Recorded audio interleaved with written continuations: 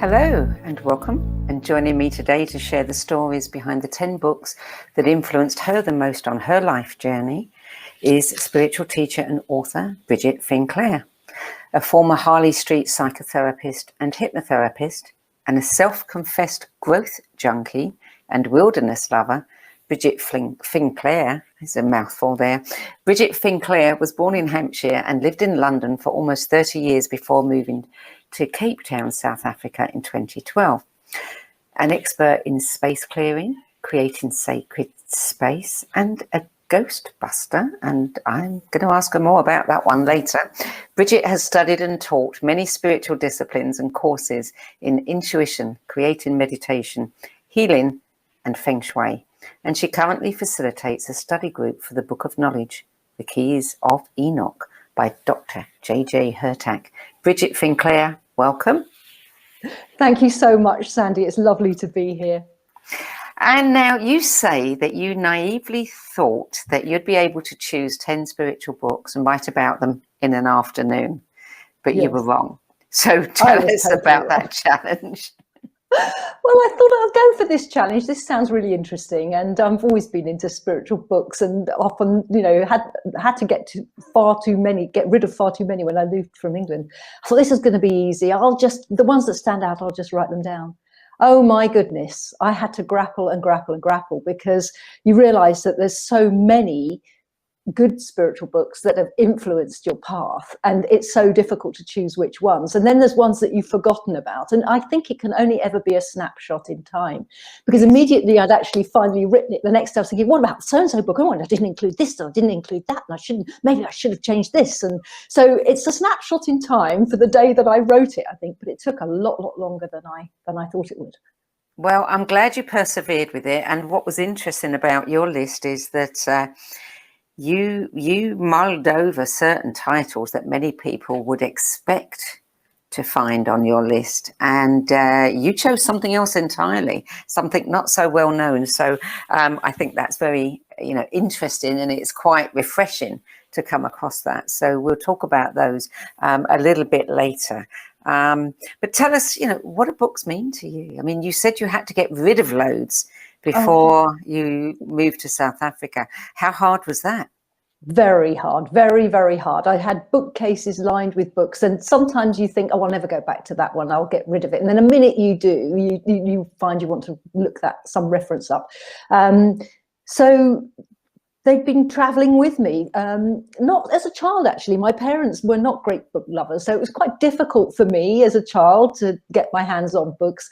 So it was only really when I left home that I started collecting books and reading much more widely. And of course, when I started the spiritual journey, it really kicked in, and also lots of therapy books as well.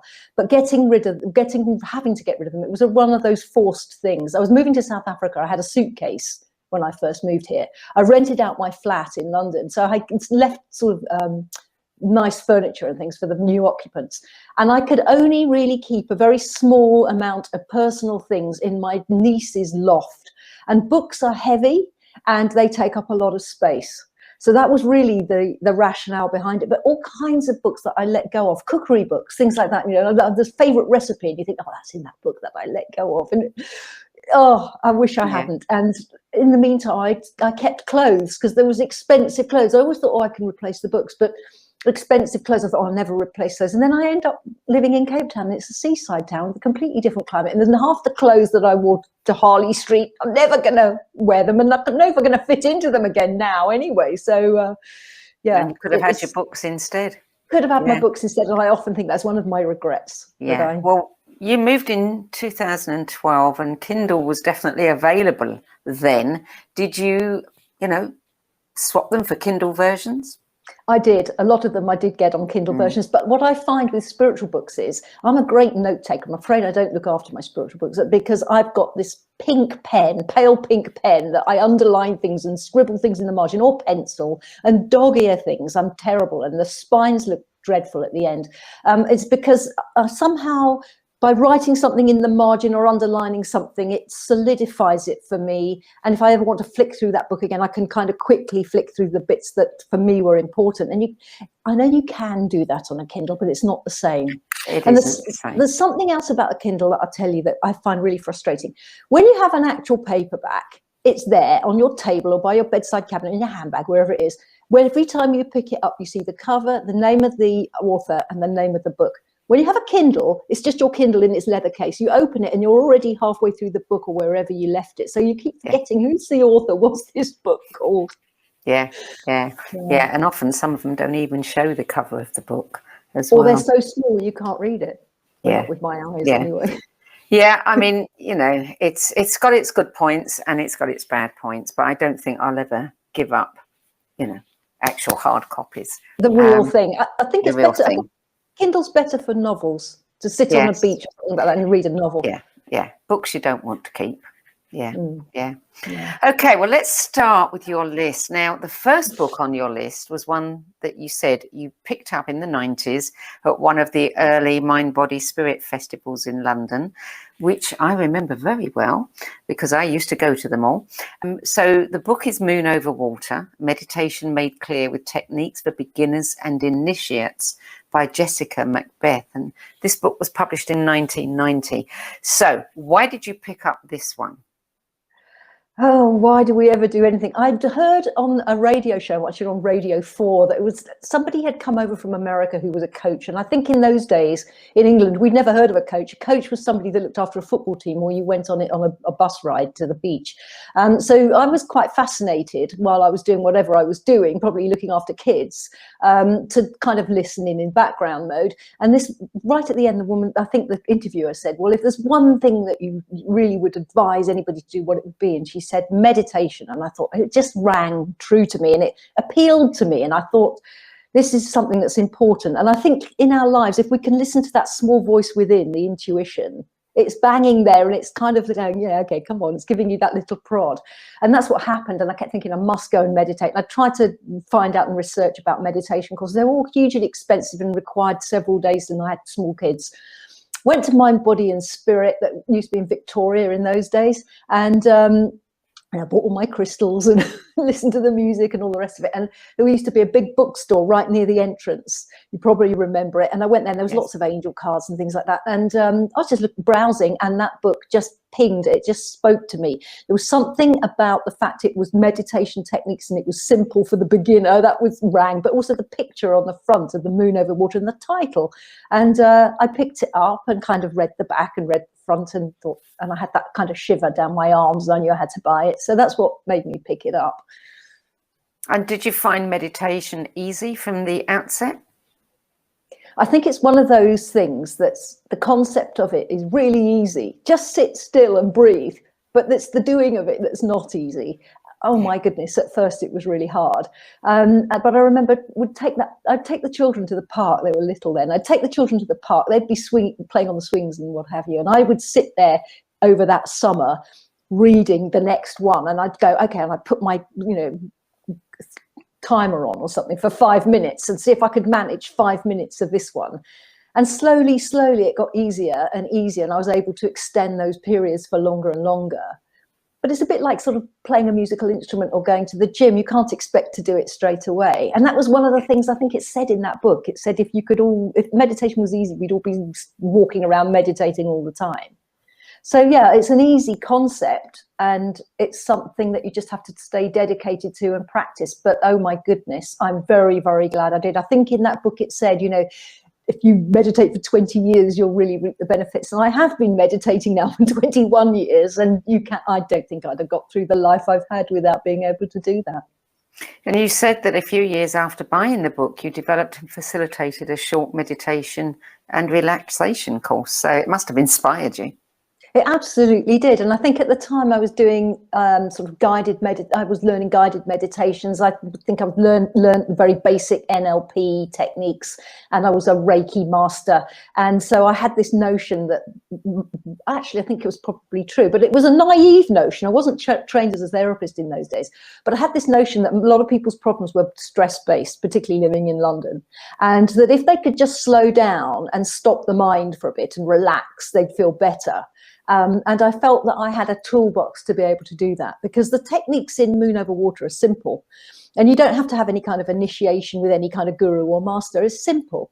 So I thought, if it's so simple, I can teach some of these, and I can also do some guided meditation with people, and I can even give them a bit of distant healing and do some space clearing. And it was kind of me road testing and practicing with all these skills that I'd learned in the early days, and had this group. I think it was, I can't remember, it was a midweek over 6 weeks, and I repeated it a couple of times.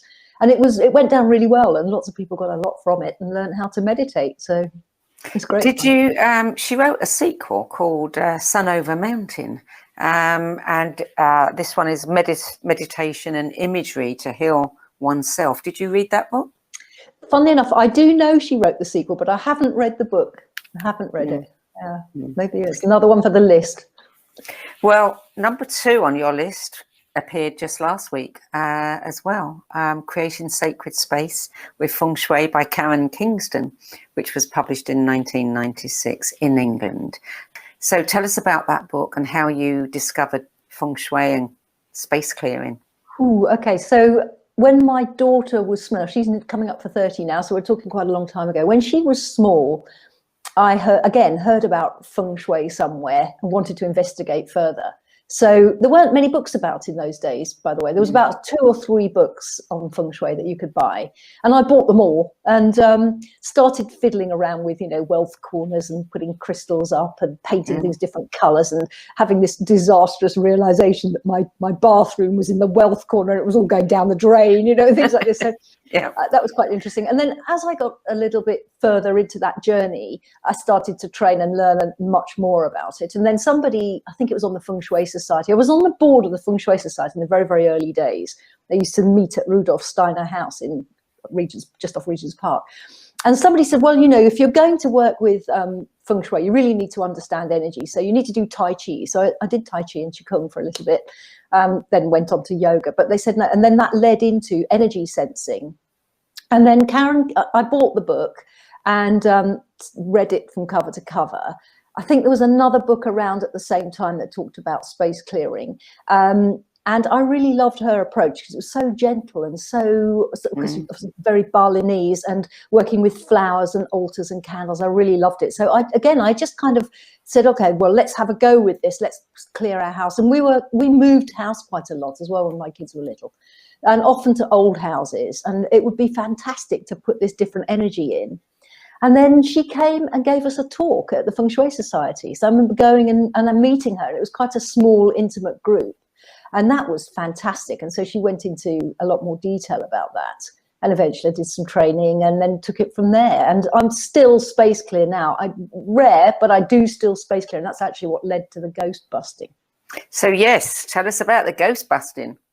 Well, it started with space clearing. So having learned to space clear my own space, then I started doing friends. And then people would say, well, can I pay you? Can you come and do my house? So I would just be clearing houses. And then eventually, of course, you start cutting to the houses that have got the ghosty ghoulies in. And I had a friend who I'd space cleared her house and her practice. She was not a chiropractor, I think she was an osteopath. And then she said, well, I've got a flat that I rent out, and the tenants made a few complaints about noises and things there. Could you come and space clear?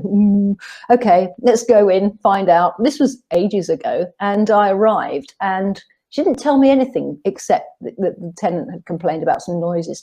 And when I got there, I started sensing into the energy. And this was a huge, great, big old wardrobe in the corner of one of the bedrooms. And I just see it in my mind's eye. I don't see it like some people actually see something externally. I don't do that. I have a knowing, and I see it inside. And I could see this dog scratching, and I just saw the whole picture. And it was a little girl who had drowned in a large pond. The dog was her dog and was trying to save her, but the whole thing was slippery and muddy. So the dog had died and the little girl had died, but they were still in that trauma of the dog desperately trying to get the girl, and its scratching noises were inside this wardrobe, and that's what was making the noise.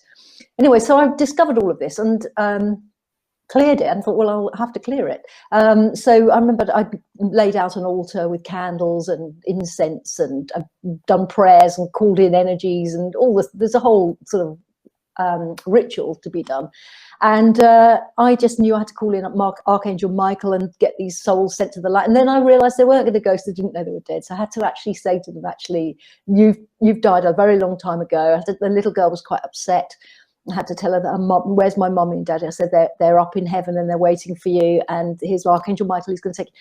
When you're doing all of this, Sandie, if you've got a rational mind like I have, there's a part of you that's going, you're making this up. It's bonkers. You really do think, I'm making this up. I'm getting paid for doing this.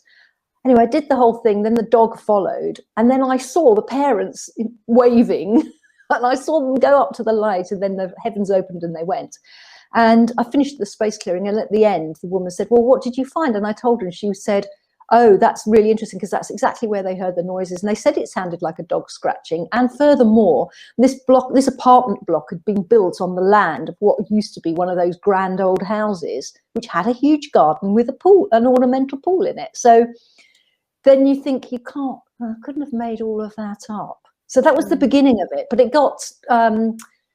sort of, I think we're given these challenges, and if we overcome them, we're given more to stretch us. So it got to be more and more and more. Yeah. And eventually one day we were on holiday in Sussex, and we took our kids to the battle where the Battle of Hastings was. And I just got this sort of almost like a tap on the shoulder. You've got a space clear battle.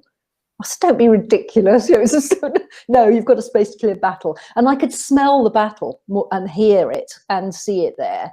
And I just remember working with sacred mantras and angel names. And again, I think my ex-husband thought I was mad. The children tried to disown me. They walked ahead. I was doing it under my breath. Again, you think you're mad. You're just making this up. And at the end, we were about to leave. And then I felt a presence behind me. And when I looked round, it was somebody on horseback. And he just went, thank you. And I just saw all these horses and people just flowing up. And again, you think you're mad. And I think the most sort of hectic, I'd say, to use a South African word they use a lot, ones have been since I've been in South Africa. Some of the things I've seen here, I don't do space clearings very often. I only go when I'm called to do them, and a lot of the time I do them for free. And I've done land, and I've done 2 properties here, which were really, because I think the history of colonialism and all sorts of horrible things happening with slavery, but also that indigenous witch doctors and sangomas and shamans have their rituals as well. So there's overlays of different cultures, but it's new. Whereas England's very ancient land, so much has happened, and it's always think about things composting down into the land, whereas South Africa's relatively new, so it's all fresh on there. The energy's just fresh in there, so you can sometimes see some quite horrible things. That's ghost. Don't do it now, really, unless you're every so often somebody will call me up and say, oh, I've heard you're really good at space cleaning, would you come and do my house? And I just go, no, I'm sorry, I'm too busy. Please just use a shaman, sangoma. And occasionally, if they really nag, I'll give them a ridiculous price and they usually go away. But if I'm meant to do it, I'll know, and I'll just go, yeah, I'm meant to do this. Tell me, I'll come along. I'll do it. Yeah. So, but there's lots of things that I do, but I don't officially do, if you know what I mean. Right. Yeah. Yeah. And I know many people who do space cleaning. Not many. I know a few people, usually exceptionally gifted Reiki masters and people who really, are very sensitive to energy and are very good at clearing the space. Yeah. And ancient battle sites as well. Yeah. Okay. So number 3, you've sneaked in all 3 here. Conversations with God, the entire trilogy by Neale Donald Walsh. Obviously this book comes up again and again. What did it do for you? Gosh, it's such a long time ago that I read it, or read the 3 of them. I don't even remember fully all the details of those books. I remember that it was a letter that he wrote when he was angry and he was in a bad place, and that God answered him. I know that the first book was more about personal stuff, And I think he seemed to remember he was quite religious, and he had some hang-ups about a few things, and God put him right on there. The middle one was more sort of to do with politics, and the third one was more global and cosmic. And that's kind of all I really remember. But what was important about it was the sort of confirmation that when you hear things in your head, you're not going mad. That I wasn't going mad when I was space clearing the dog or the battle or any of the places here. It really is true. And that when I used to hear things, people say things in my head, I wasn't going mad, because obviously as a psychotherapist, and you think I'm a psychotherapist with voices in my head. So you want to keep that a bit hush. But just the idea that we are intuitive beings, we do sense and know things, and we can hear things. It was like an affirmation and a confirmation. And I think as well, a lot of the things that he wrote about in that book just made sense to me. It felt like almost like a coming home. It was almost like somebody patting me on the back and going, it's okay. It's okay to be you. It's okay to be on this path. It's okay. Because I've come from a family of very rational thinkers. My father was an engineer, and I've got 4 brothers, and they all think I'm the wild, wacky, woo-woo one. So you do tend to doubt yourself then. So when a book like that comes along, it's like a lovely confirmation of things. And of course, I probably learned things from it. But what happened with those books was that I started channeling. Well, I don't know whether it was God, but it was definitely a voice that sounded like God. And I still have a voice that talks to me. And tells me things occasionally when I need them, like when I've got to space clear. And so I would be reading, and I remember specifically reading on the tube train on the way to work, because that was one of my big reading spaces when you're really busy, when you're sitting on the tube, you've got your book there. And I'd have to keep stopping and looking up, because the voice would be expanding on everything in the book. And he'd be going, oh, but this and this. And so by the time I got to the third book, it took me an enormous amount of time to read it, because I just had to keep stopping at every paragraph to have it expanded on, which is bizarre. I probably should have written notes on what the expansions were, but I never did. Yeah, that would have been interesting, a record of the commentary. Yeah. Did anybody disagree with what had been said? Did anyone say, no, that's not right? I think I seem to remember there were a couple of things that saying he hasn't quite got that right. That's not quite how it is. And I wonder what Neil would say if you told him that. I know. I wouldn't even be able to point to which bits that I had those revelations about. So, yeah. So book number 4, Power versus Force, David Hawkins. Yes, that comes up again and again as well. Made a big impact on a lot of people. It's comforting in a way, isn't it, that it comes up again and again, because it's, again, confirmation that it really is good. And I think there's lots of famous books that I could have put in here, and probably Conversations with God and this one were biggies, and I kind of knew that when I put them in. This, for me, when I started reading it, I was skeptical at the very beginning when he talks about how the accuser people and he's healing them. Again, I don't have the book anymore. I haven't, because it's gone, obviously, with all the books that went. And it's another one that I wish I still had. But what fascinated me about that was how it was, consciousness was measurable. So then I thought, well, if consciousness is measurable, you can measure anything, whether you're doing, a training course, or whether you're reading a book, or whether you're listening to music, or you can choose to go for things that have a higher vibration, and then surely that's going to raise your vibration. So then I would do things like I'd muscle test, whether I should go to this course or not, and what vibration on that scale that he has, 1 to 100, where does it go? And then I had this kind of notion I wasn't going to read anything if it was under 600 and things like that. And I used to muscle test people, and I had a friend at the time who was teaching like an Egyptian Reiki and Egyptian wisdom healing Reiki. And she said, I want to teach this. That's going to raise everybody up beyond 600. We'd muscle test. But it was really great. Just to know and understand that consciousness is ever expanding. I think he actually goes beyond what he's saying, because he says 1,000 is the level of Christ consciousness. And I would say now, with a greater understanding, it goes way beyond that. It can go infinitely. So once you've gone beyond this limited spectrum of life, you can go infinitely. And I think when you then tap in and connect to higher beings of light, you can be muscle test infinitely, which is quite interesting. So and it is a fascinating thing. I know somebody who has done something slightly different, and and he was actually on. He was one of our contributors and a guest, a wonderful man called Jeff Vanderkloot. And I had a conversation with Jeff before we started the book club. And I said, wouldn't it be fun if we could actually, calibrate the consciousness of each of these books? So people would say, oh, well, that one's, a 600 and that one's only 3. I'll read that one. But the way he does it is a completely different way. And he said, the problem is, he said, the books that, would calibrate to the, and he didn't go high. He actually went the other way. So it was like minus numbers.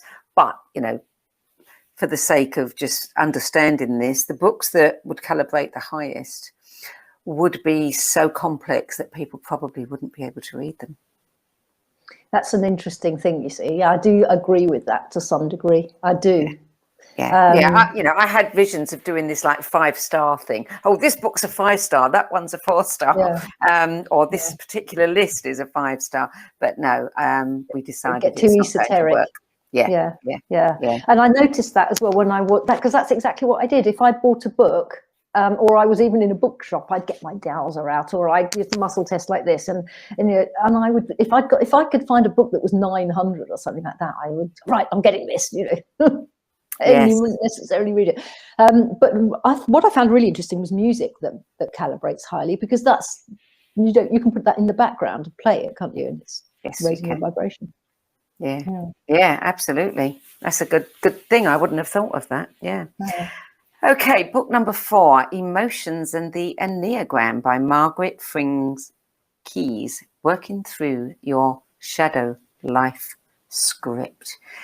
I find the Enneagram a little bit hard to understand. There are so many different books on it that, come at it from different angles that it's got me flummoxed a bit. So tell me about this and why it was important to you. Well, there's a lot of facets to that. The first thing is that I agree with you about what's happened to the Enneagram, but the way that I teach it, because I actually teach Enneagram in the Bone Circle, we look at it intuitively, and we say that the Enneagram is actually the structure of your ego, or the structure of your small self, and then you have a greater self, or a greatness, which has a completely different structure of love, truth, and service. So if you realize that the Enneagram is originally a mystical Sufi wisdom teaching, and you go back to its roots, it's incredibly powerful. But what's happened is it's been taken by, first of all, psychologists to kind of try and pigeonhole people, and then by corporates, which is even worse, because the whole point of the Enneagram is to transcend it. And then what's happened is it's got turned on its head by corporates who go, oh, well, you're a whatever it is, you're a 4, you're the creative, we're going to stick you in the creative department. And then it's pushing you further into that life orientation. So one of the reasons I like that particular book on the Enneagram is it's more true to the original concept of the Enneagram, the 9 points, because it goes right back into how those points are derived. So those 9 points are derived because there's an initial triangle at the core of them. And that initial triangle is basically the points of fight, flight, and freeze, which is the human being's response to any danger. There's only those 3 responses, that's all there are. So it's either going to be anger if you're in fight, or fear if you're in flight, or depression, actually, if you're in freeze, because it means that you're handing over your power to somebody else and hoping that you'll get saved. So you're subjugating yourself, if you like, and that can set up depression. So when you understand it like that, and you understand how the actual structure underneath the Enneagram, it's very powerful. And when you see that it's to do with the shadow, and it's to do with early conditioning, and that you can overcome it and rise beyond it, as I said, it's very powerful. So the reason I like that book is it's quite true to the original, and it's also written by a therapist, a Jungian therapist. So she understands the psyche. So she's not, I mean, I'll give an example of another thing that's happened with the Enneagram. The originals, they didn't have names for those points. They just had programs. So it would be something like the program of excellence with melancholia or something, which is the Enneagram 4, or the program of excellence with fear of failure or something, which is the 3. And then it kind of got named, by people. So it would be something, the classic one is the 8 point is, I can't remember what the original program is, but it's all anger based, and it used to be called the boss. Well, then it got to the challenger, and then it got to sort of like the leader. So you've gone from it being somebody who can be quite psychopathic and bossy, who's got some real power issues, to the leader. And how did that happen? It's because things have got massaged, and I think that's why it's so confusing. And that's why I love that book, because it brings it back home to what it's really about. Interesting. I might look at that one then and see if I can master it at last. It's quite an old book, but it's a goodie. Yeah. The next book is one that, as a practicing hypnotherapist, you were fascinated. And that's The Journey of the Souls, Case Studies of Life Between Lives by Michael Newton, which has cropped up quite a few times. The first question I want to ask you before you talk about the book, did you then start practicing this? I had to give it a go. You had to. Doing regression with your clients, yeah. I mean, I already did past life work. I didn't, most of the time in the way that I worked with hypnosis is I never told anybody whether to go back into a past life or this life. I would just frame it this way. I would talk to their subconscious and then say, the person reports to me that they've got this problem. Can we work on this? Yes or no? And the subconscious would say yes or no. And then I say, would it be appropriate to go way back into the past to bring forward information, help this person to understand why they have this problem? And they go, yes. And 9 times out of 10, they go back to a past life. Although I could do past life regression as well if somebody actually wanted that. And so it was fascinating to do some between life regressions and also have one done myself as well.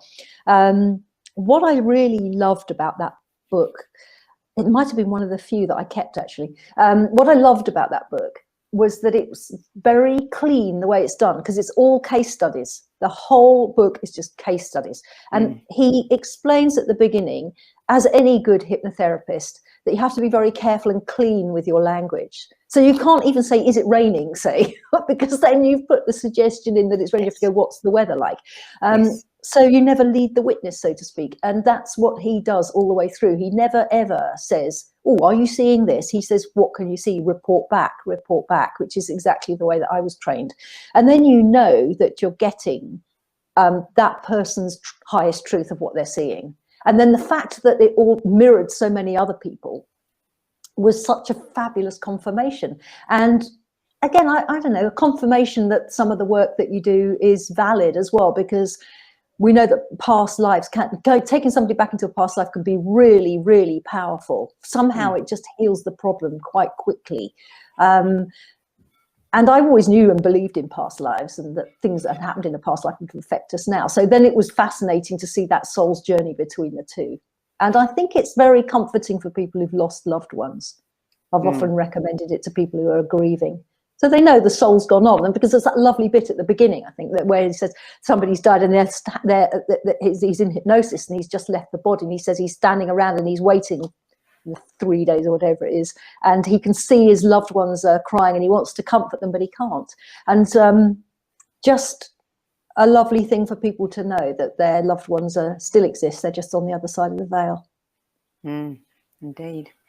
Now, the next book is not very well known at all, and yet it won its place on your 10 best over Autobiography of a Yogi, the Kybalion, the Gita, and a few books on yoga. And the book is Jem's Story, a spiritual journey by Joost, I think it's called. Pronounced, Joost Bockhoven. I would say it's Joost Bockhoven. Yeah. Okay. You've got the accent. I haven't. Accent, yeah. Yes, there you go. I know. It's all those other books. There's lots of books, as we've said, that come up again and again for people. But like you were saying about the muscle testing and the looking at the numbers, some of those books stay on people's bookshelves forever and they never actually read them. So it's all very well to recommend a book, but unless somebody's actually going to say, oh, I think I'd like to read that, and actually buy it and actually read it, then it's not actually moving them forward in any way. Yeah. And what I loved about this book was that it's a story, That's the first thing. It's a narrative, which is so refreshing after you've ploughed through things like Power versus Force and, those sort of, or Course in Miracles or Autobiography of a Yogi. You're ploughing through things. This was a narrative, and it's beautifully written. And that's one of the things that appealed to me. It's so beautifully written. It's very timeless. It's written in first person, and it's just this journey of Jem, and we don't really even know where Jem lives, or where, what time or era or what country, but it could be transposed anywhere. But the whole of the way, it's slightly tongue-in-cheek in a way, because it's revealing a spiritual journey from the different perspectives of Jem and her master. And there's just this lovely bit, because Jem is so innocent, but she's there and she understands it. And the master's got caught in his stuff. And it's that parable, that the master is always the teacher, and the teacher is always the student, and the student is always the teacher. Jem, as the student, is teaching her master. It's so gentle and beautifully written the way it unfolds. It's a joy to read it. It's one of those spiritual books that you can just, I don't know, it's a wonderful one to take on holiday, or, snuggle up on a cold winter's evening by the fire with a cup of cocoa and read that book, because it's heartwarming. It's really, really heartwarming and moving and gentle and lovely. So that's why it's on there. Easy to read. So you described the next book as like Marmite. You either love it or you hate it, and you found it fascinating. So tell us why. Is that the Neuroscience? Proof of Heaven, a Neurosurgeon's Journey into the Afterlife by Eben Alexander. A book which actually has, there's a lot of controversy around this book, with some people saying, well, he wasn't completely authentic in what he wrote, but who knows? Only he does. That's it. We don't know. I don't know really why I chose this, but I think it is because of who he is, because there's lots of probably better books on near-death experience. Anita Morjani and others that have had near-death experiences. There's lots and lots and lots of books on near-death experiences. And I think if you've been on a spiritual path, you will probably have come across near-death and have avidly watched videos or listened to interviews or read books, and you'll know what people are saying. So it's not so much what he's saying, but the fact it's him who's saying it, and he put his career on the line in doing it.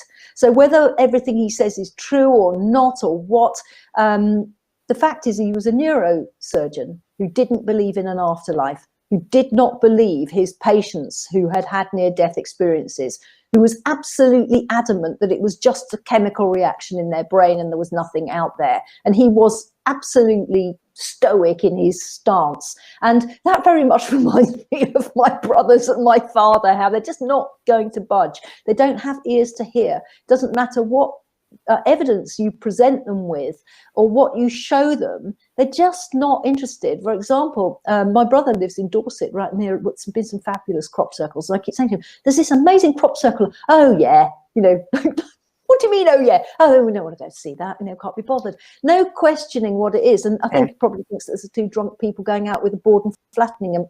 And even if it was, they're amazing geometries. Go and have a look. Amazing pieces of artwork. What an installation on your doorstep. Go see it. But there's none of that curiosity isn't there. And I really felt that that's what Eben Alexander was like. He had this kind of closed mind. And I think that a lot of people who are in academia, say, who are in the medical, not necessarily. Well, they're trained that way, aren't they? They're trained that way. They're trained to look at the body as a piece of machinery. And I think the deeper they go in their specialism, the more they're furrowing into a deep channel and closing out everything else. So that's what fascinated me about the book, was his turnaround from having that experience. So whatever the controversy is around the truth of what he's written, what he wrote did make sense to me from everything that I've read and understood and learned, and nothing clashed, made me think, oh, that's not right. So I felt it had a ring of truth to it, but just great that somebody like that has written the book and stepped outside of the norms and the conventions, and would have probably taken flack for that And that's a brave thing to do, isn't it? It is a brave, very courageous thing to do. Yeah, absolutely. So that's why I like it, I think. Yeah. Good. Yeah. Number 9, The Heroine's Journey, Woman's Quest for Wholeness by Maureen Murdoch. Yeah. So this is a counterpoint to the hero's journey. Yeah. I love this book. It seems to resonate with so many women, particularly now, although it was written quite a while back. I think it was in the 80s. I actually only read it about 10 years ago. So I read it as a secondhand book late, you know, but so I worked with the hero's journey anyway, because that's part of the bone circle training, is we all go on a hero's journey externally when we go for things that we want. So, and I'd read a couple of Joseph Campbell things, and watched a lot of interviews. I watched that whole series that he did, The Power of Myth. And so I was quite fascinated with the hero's journey and the myth and the idea of the steps to the hero's journey and the symbolism of it as well. So that was always really fascinating. And then when this one came along called The Heroine's Journey, I remember thinking, well, how can you have a heroine's journey? It's the same journey, whether you're a man or a woman, you take the same journey. And a friend of mine actually who said, no, read it. So I did. And it turns out that she actually met Joseph Campbell and challenged him over the hero's journey. And she said, what about women? And he said, oh, no, women don't take the hero's journey. The women are the boon. You know, women, it's like Penelope sitting doing the tapestry and I'm doing it waiting for Odysseus to come back. Women don't go on the journey. And she said, well, that's no good because modern woman does. So that's how it all kind of starts. And then she plotted this whole heroine's journey, which I think is hugely valuable for any woman who's been in really this place that Katie in my book Red Dress is in, where they're trying to juggle career and family and children and husband and everything, and they're burning out. And that's what the heroine's journey is about, really. It says that we get wounded in relation to the feminine.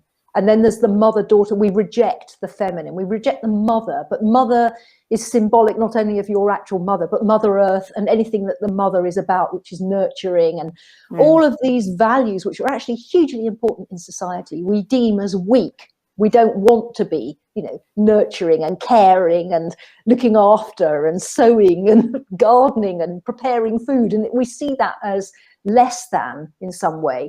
So we kind of divorce ourselves from our own femininity to go on the road of trials and go on the hero's journey and make it with the men. And women do. We've broken the glass ceiling and women have been hugely successful. But what can happen is to go on that journey, we have to go into our masculine. Now, obviously, we've all got both masculine and feminine energies, and the idea is to get them in balance. But we go further into the masculine, which is all about doing, and being out there and rational. We have to fit into that world of work, the way that it's set up, because it's formerly been mostly men. So then you're stepping into a world that's been formulated by the masculine. So you're shaping yourself into that, going on the road of trials, just like the men. But you also probably want to have children and get married and have a house and still do lovely things, women-y things, soft things, feminine things, and it clashes. And so you're trying to do it all, and then you end up becoming burnt out. A lot of people become burnt out, or feel dry, or feel there's more to life than this, or feel that it's a Pyrrhic victory somehow. They've got what they wanted and it's empty inside. And then there's this urgent search to reconnect with the feminine, and that means going within to face the demons within and to reconnect and heal all of that. And I think a lot of women go through that during menopause, but then a lot of women take HRT, and so they rob themselves of the rite of passage of menopause, which reconnects them back to their divine wisdom. Because I think wisdom is part of the divine feminine. Yeah, absolutely. Your last book you describe as a complete teaching, not just a book. And this complete teaching has become a way of life. But when you first came across it, or you read an excerpt from it, you found it arcane and inaccessible. So why did you keep going? I think spirit just pushes you, don't they? But when I first came across an excerpt from it, I was doing well, let's just say what the book is, just so that people know. It's my fault. It's the Book of Knowledge, The Keys of Enoch, by Dr. James J. Hertak. And it is, inaccessible was exactly what I thought. Most people do. It's one of those ones that sits on the shelf alongside Course in Miracles. So a lot of healing modalities have come out of that book. Magnified healing is one of them. Guide on Heart was another one that was done by an Indian lady. I think it used to be called something like something to do with Melchizedek, and I can't remember. And then the third one is the Reconnective healing by Eric Pearl, and all three have come from the Keys of Enoch. So it had been in the sort of periphery, and they say that you come to the keys comes to you when you're ready. And so I had this excerpt from the book, which was part of the training for magnified healing, and it was talking about these 5 higher bodies, not the 5 etheric bodies, but these other bodies, and I couldn't make head nor tail of it. And I remember in the class we were sat in a circle and we each read a paragraph, and we might as well have been reading a complete, double Dutch. It didn't make sense, and I actually dared to say, excuse me, I don't understand this. And the teacher said, no, nobody understands it, it's fine, it's just coding, you just read it, we have to read it as part of it. So I thought, that's a bit, bit of a cheat, isn't it, just to read it, not really understand it. So I tried to kind of grapple with this sheet of paper that was given to me and still couldn't really get it. Tried to go as deep as I could with it and felt like I was just drowning in it just feels like you can go down too many rabbit holes and you can get lost in the teaching. Then when I went to, the lady that ran Magnified Healing, she was American, and she was coming to Europe to initiate masters, and it was in Belgium, I think, or somewhere, and I went for the initiation. And when I had the final kind of, whatever mastery or whatever the level was, I don't even know anymore, I don't even use it anymore. It's all part of the journey, isn't it? I think all of these things were just growing. She said to me, you're a true master, Bridget, and you need to get the Keys of Enoch. So I thought, oh, well, all right, okay. And it makes sense because I keep coming across it. I'd read Eric Pearl's book, The Reconnection, and that mentioned it. I kept coming across it, and I thought, okay, the universe is telling me something, let's get this book. So I actually didn't realize you could buy it from the website, and I started to try and find this book, and nobody had it, not even Watkins, I don't think. And eventually I found a secondhand copy on Amazon, and I bought it, and it arrived while I was on holiday. And I got back, and when you get back from holiday, there's a huge pile of posts that the neighbours kindly put on your kitchen table. And this it's a big book, it's about the size of a Bible. So this great big cardboard Amazon box that arrived, and I took this book out and I just had goosebumps all over, just looking at the cover, and started to go through this thing. And I just absolutely knew without a shadow of a doubt that however complex it looked and however arcane and inaccessible it was, my hairs were standing on end, and I could not put that book down, to the degree that my kids, who were younger then, and my ex-husband were going, are we having anything to eat? Are you going to help us unpack this suitcase? What are you doing? Are we putting the heating on? Who's making tea? Everybody was, unpacking from holiday and rediscovering home, and I was just sitting at the kitchen table, still in my coat, reading this book. I'm not even reading it, just flicking through and looking at the pictures and looking at what's called the glyph pages, which are the actual keys. And I just wanted to know more. I just wanted to lap it up. I wanted to understand it, and then realized that I actually went back to the woman in America, and she said, no, you have to go to study group. So I found that there was a study group in those days, it's not anymore, but there was a study group at the Friends Meeting House opposite Euston Station in London. And it was on the last Thursday of the month. And I just couldn't do it because I was teaching on the Thursday. So I had to wait until that course was over, and then I joined, and I've never looked back since. I absolutely loved it from day one. And the minute you go to a study group, you start to understand it. You start just get the fingertips in there, like hanging on by the very fingertips, should I say. And yeah, now it's 15 years later, and I now facilitate a study group, and I still don't understand it. In fact, the more I read and the more I study, the more I think I don't understand. But the truth is, actually, tomorrow morning, I'm doing a basic introduction for new people. So when I do that, I now realize that people are going, hang on a minute, it's going too fast, I don't understand all of this. And I don't think we understand how much we understand, because the keys themselves are unlocking our consciousness and unlocking things in the mind so that we get to understand much better. But you've got to start with a whole new vocabulary. There's a whole Enochian vocabulary that you've got to get your head around. And even normal words that you think you might know what they are, like spirit or spiritual or soul or Kabbalah, means something completely different in the key. So you can kind of constantly referring to the glossary to remember. I remember for years, ages, I couldn't remember even what the key meant, a key, because it doesn't mean a key like just that unlocks. It's it does unlock, but even now I can't exactly remember what. So what's the biggest thing that you've taken from it? Just a massively vast cosmology. I mean, it's a vast book. It's actually written on 7 levels, from the subatomic to the superluminal. So you're trying. This is why it's inaccessible, because it's actually trying to implode the constructs of your mind to open up to a higher consciousness. It's actually extending and unlocking your consciousness. So just understanding why we're here and who we are and where we've come from and where we're going. And the much, much bigger picture of a greater cosmology, and that we're just a very, very, very, very small part of that. And having a much greater understanding of scripture. I didn't have a religious upbringing. I wasn't into church or Bible, but to go back to scripture now and read it with the eyes of the keys is fascinating and amazing. It's one of now my favorite things to read. So just, it feels like such a vast understanding of higher consciousness, of the divine, of the Godhead, of angelics, of mathematics and sacred geometries. And it's also what we call a capstone teaching. So it encompasses other teachings. So in there is Egyptian things, in there is the Tibetan Bon tradition, in there is Sanskrit, in there is some Christian stuff around the cosmic Christ. There's also a lot of Hebrew and Kabbalah and Tree of Life and that sort of thing. So it's exhaustive and extensive, and so you never get bored with it. There's always something new in it. There's always another thing you're learning and adding to your wisdom. And I think particularly now with the crazy times we're going through, it gives you great comfort, because you know there's a greater plan and a bigger plan.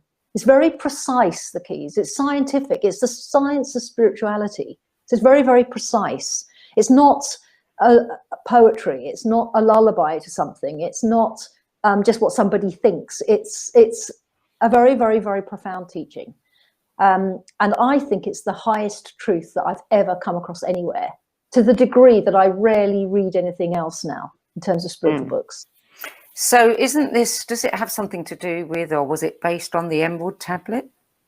No, Emerald Tablets is quite different. I did study that as well. Yeah, it's very different. So did Hertak channel this piece of work? No, he didn't. He's very at pains to let you know this. So Dr. Hertak was a scientist and teaching at the time in California when he had his experience. He was 33 and he'd already studied comparative religion. He'd already studied scripture. He was fluent in Greek and Hebrew and all of these classical languages as well. And he had an experience when he was about 16 of a light that was in his room that was like the Merkaba, and he was told it was the Merkaba, and he wanted to understand this, and so he went and studied all these ancient scriptures. He studied the Nag Hammadi and the Dead Sea Scrolls and all of these Eastern philosophies as well, and he asked to know more, and he spent all that time studying. And then at the age of 33 he actually had a paraphysical experience where he was taken off planet. He disappeared for 3 days. Nobody, he bought everything. He was not here. And he was taken in the light body of Enoch to the gates of Orion, the stargates of Orion. It all sounds fantastical, but when you meet him, you know it's true. And when you read the keys, you just know it's true, because for example, the numbers in the keys, they put it through a computer and they said no human being could have written this, just the way the numbers lock together. That's not even anything else. But he was taken off the planet and he was taken to this stargate. And from there, Enoch himself, who was the Enoch that was in the Bible, that wrote the book of Enoch, Enoch could go no further, and he was taken in the Merkaba of Metatron into the throne space of the Father. And he was given these burning, his mind was accelerated to understand it, because he couldn't have understood it.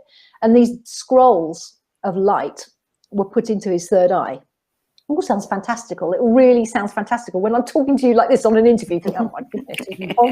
But, having studied it for 15 years, I can tell you without any shadow of a doubt, I absolutely believe him.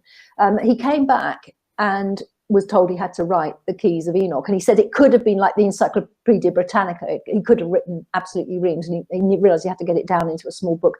So actually, a small book, it's like the Bible, but then there are expositions to help you understand the keys. And he's also done expositions on all of the books of the Bible and all of Nag Hammadi and all of these other amazing things like the Pistis Sophia, which is a fabulous, fabulous teaching of the sacred feminine.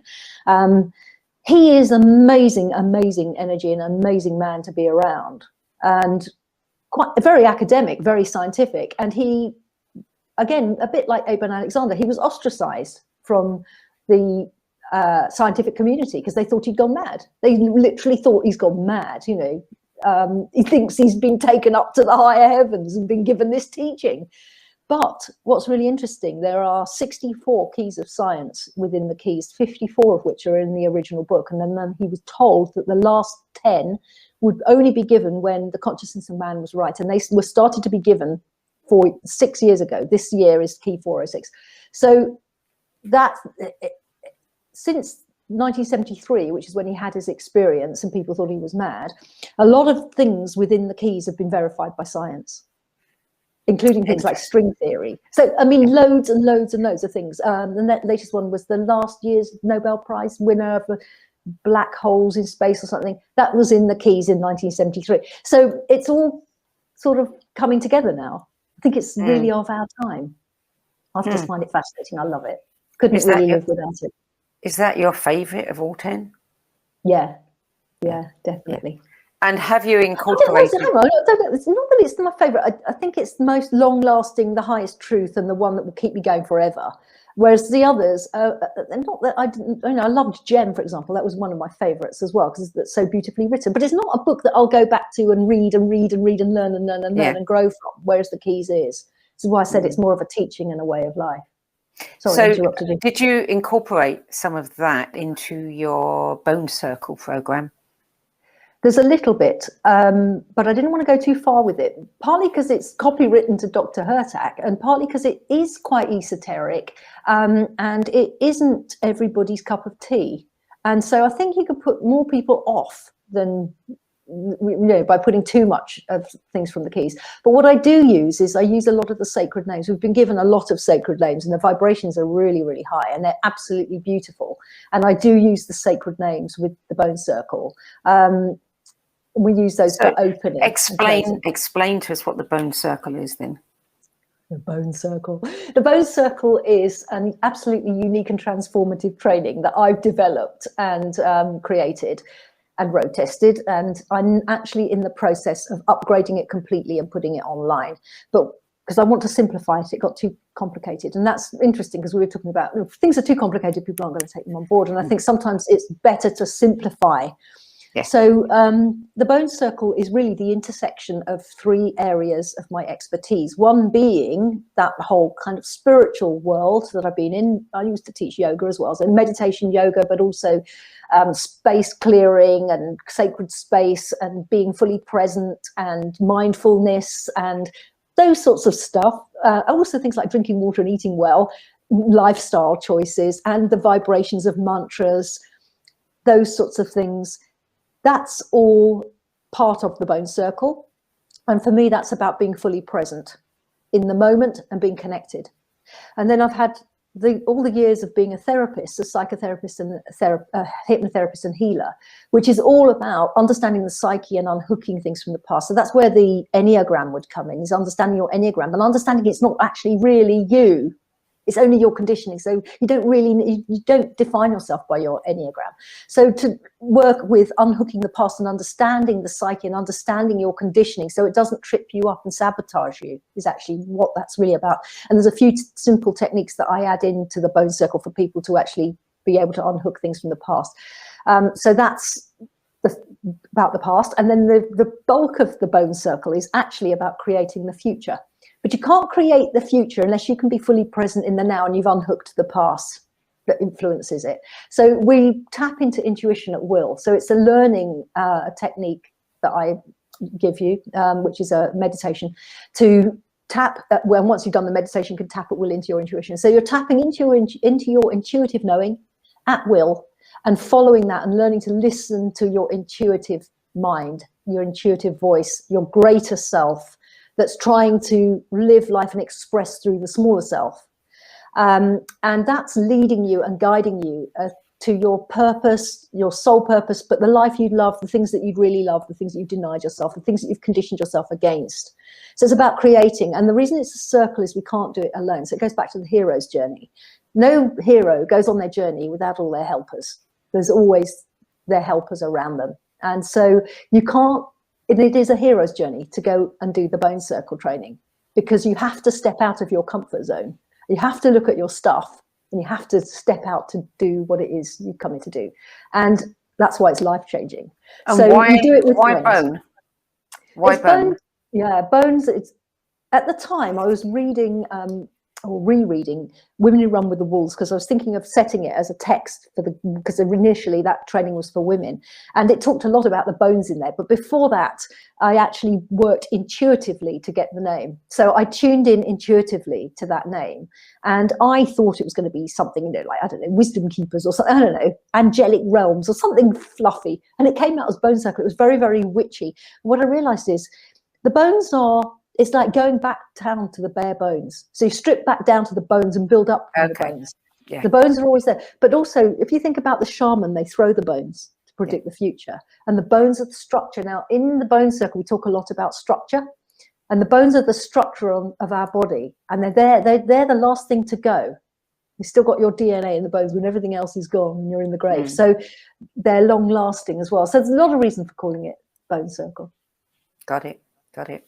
Okay, so tell us about your novel. You published your debut novel just a couple of months ago, published by John Hunt, and it is fiction, but it is loosely based on your own life. It is indeed, and you've woven in quite a few spiritual teachings, principles in there. Yes, I have, yeah.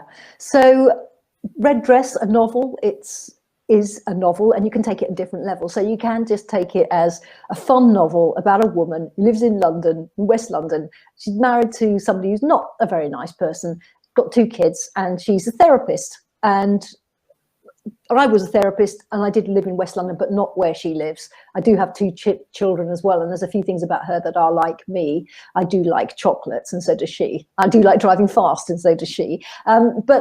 And there's loosely some of the things that happen in her life happen to me. Her soul contract is mine, and I have done Aura Soma and some of those things that she does. But otherwise, she's not me. She is fictitious. She's fictionalized, and she's very new and green in her spiritual journey. So she's doing it with trepidation, sitting on the fence with the cynical voice, oh, should I go or shouldn't I? Which obviously isn't me, because I've been kind of jumped straight into it like a duck to water, or a fish to water. So she's not me in that respect. And then there's other characters within the book that could also be seen as me. She's got a therapist supervisor, Terry, and that could be seen as me. And her best friend Shanti, who's spiritual and knows everything about everything spiritual, could also be me, but they're all actually fictional. So you can see it as a story about a woman who's stressed out in a successful life, and she's empty inside. She's lost who she is, and she's lost sight of her values and what makes her tick. And she embarks on a journey to rediscover her true self. And she does that through seeing her supervisor for therapy sessions and embarking on this spiritual path, which she's a bit cynical about and not sure about anyway. And she comes across these new and wonderful, wacky friends. So you can see it as that. You can see it as a study of relationship dynamics. There are quite toxic relationship dynamics within the story. So you can just look at it at that level. You can look at it as at the psychology level of it, or you can look at it as a spiritual journey, because it essentially is a spiritual journey. She goes on a spiritual journey, and everything in Red Dress is authentic and real. So everything that she does, whether that's the soul contract or the Aura Soma, or whether it's Reiki, or she meditates as well, she does yoga, everything that she does is an authentic thing. So we're watching somebody embark on a spiritual journey of awakening to find themselves, and we're watching her take that journey, take the pitfalls, wonder whether this is true or not, or whether it's real or not. And so for the reader, you can either just take that as a story, or you can say, actually, I would like to do something similar. I'd like to have a spiritual journey. Maybe I should do this or that or the other, or this particular bit of the book interests me and I'm going to find out more. And you can go Google that and find out more. But hopefully I've put all of that in a fun and accessible way. I mean, it's funny in places. I lost sight of it being funny by the time it had all been edited and rewritten and all the rest of it. And you just think, was that ever funny? But friends of mine who've now read it have said, oh, I loved it. I've actually burst out laughing at this bit. I loved it. So yeah, it's funny, it's serious, it's sad, and So it's... why the red dress? I didn't know what I was going to be called the book until towards the end of it. Originally, it started off as a working title of Alchemy by Numbers, and everybody thought it was about numerology. So I thought, well, I need to change this. And I came up with a couple of names, and I happened to mention it to a few friends of mine. And one lady went, oh, Red Dress, that's great. Oh, I'd buy a book called Red Dress. So the reason it's called Red Dress is that the central character, Katie, the protagonist, is working through these things called orosoma bottles, which are helping to clear her energetically. And she gets to have to wear the colours of the bottles. Now, that was okay when they're kind of quite nice colours, like I think one's blue and white. But when it's kind of magenta and lime green, it doesn't really suit her and it's awful. So she's wearing all these awful colours. And then it gets to the point where she's worked through all the bottles and she's free to wear whatever colour she wants. And she realises it's gone, and she opens her wardrobe door thinking, oh, I can wear anything. And she's trying to choose an outfit to go out that evening. And as she's scanning down, she can't decide. And she hears a voice in her head and it says, red dress. So she wears the red dress, and you have to read the book to find out what happens. It's quite a turning point, actually, in the story. Okay. Wow. Well, your bone circle work sounds very interesting, and I know that you are very interested in working with women, circles of women. And I think circles of women seems to be something that is coming to the fore quite a bit at the moment. So if somebody wants to work with you in this circle, just tell us, what does it entail and how long does it take? And how do they do that? Okay, so because I'm in the process of doing it, well, sort of upscaling it really and putting it online, it will be slightly different. The original training was actually a 12 sessions over a year. But what I want to do is break it down, because I think it's too much to take on board. So I think it will be broken down into 5 sessions. And the first one will be a really, really basic introduction to basically say, you've got a higher, greater self, which is called your greater self. And then you've got this small ego or conditioned identity self, which I call small self. And you can choose to live from the orientation of either of them, and to talk about the difference between simply reacting and responding to events, both internal and external, and going beyond that and choosing to create something, and the power of choice and vision and choosing and taking inspired actions. So that's a very simple bare bones of it. And then I've actually got named up, I think it's called the bare bones. And then there'll be a second one where we go a bit deeper into what's holding you back, what sabotages you, what are the 12 key core beliefs that stop people that we've all got, and how do we overcome those, and how does greatness work, and how does intuition work, and teaching you how to tap into intuition. And then the next one will be taking that even deeper into the Enneagram and understanding how to overcome those sabotage patterns, and then also really understanding about life orientation and creating from your soul self, from your greater self, intuitively. And I will give you techniques to create what I call fundamental choices, which are things like choosing to be free, choosing to be healthy, choosing to be true to yourself. There's 5 of them. They're called fundamental choices, and they're life orientations, and get you to work into that orientation and start to practice with the techniques of tuning into those and working with a structure to take you there, which we look at the visions and end results, what you want to create, where you are now, which is your current reality, and then how do you get from there to there, which is an inspired action that you take, which you get intuitively. And then once they've got that, we go into a thing called Gift of Life, which is a meditation that I've developed where you go into your own heart to take your key to your soul, and you go into a place called your Gift of Life, and you receive the gift of your true life, and then you gift it to others by creating it and bringing it into life, realizing it, actualizing it.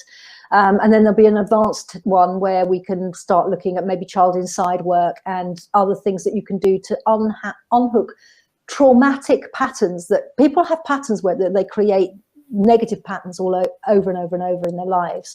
Sometimes with people it's relationships, sometimes it's with work or with money or with where they live, or they'll have a pattern that repeats, and it's about unhooking all of those. And for that you need to go a bit deeper into the psyche side, and for that I want people to know what they're doing, so that comes in on the mastery training. We're going to have to almost leave it there, Bridget, because we're almost out of time. Just tell us, when is that likely to be available online? I'm hoping to get it online by the end of the year. Okay, so so people can find out more at your website. Yes, if you're interested in the Bone Circle, please get hold of me. Go to my website, bridgetfinklaire.com. There is a page for the Bone Circle, and there's also a contact which tells you a bit more, and there's a contact form at the back. If you fill that in and let me know you're interested in the Bone Circle, once it's up and running, I will send it to you. I originally thought I was going to do the whole thing online and have it accessible online, so that you go to a website, pay, and look at videos. But I think it needs to be done in person. So I probably will end up doing it as live Zoom sessions. But I want to restructure it. I need to restructure it, and that takes time. And yeah, with book launches and another book in the offing, because this is part of a trilogy, I kind of need a bit more time. But I want to do it because I've got a lot of people who've already trained with me who want to train again, because it's one of those things you can dive deeper every time you train. Yeah. So they're nagging me now, come on Bridget, when are you going to do the Bone Circle again? And I've got quite a waiting list of people who are going, come on. So I do need to get it done, and please do have a look. It will be coming soon. Good. It will be worth the wait. Claire, thank you for adding your 10 best spiritual books to the No BS Spiritual Book Club's library of recommendations. Thank you, Sandie, for having me and allowing me to add the 10 books. It's been an absolute pleasure chatting about them this evening. Thank you. Thank you. Bridget's book, Red Dress, is published by John Hunt Publishing. You can get it on Amazon and other online stores, as well as bricks and mortar. And for more information about Bridget and her work and the Bone Circle, visit bridgetfinklaire.com. Thanks for joining us this week. You can see previous videos in this series on our YouTube channel, as well as on the video page at the No BS Spiritual Book Club, where you can also sign up for our newsletter and be the first to know who's coming next. That's it for this week. I hope you'll join me again at the same time next week for another episode of the No BS Spiritual Book Club's face-to-face with live streaming video series. Till then, it's goodbye from me.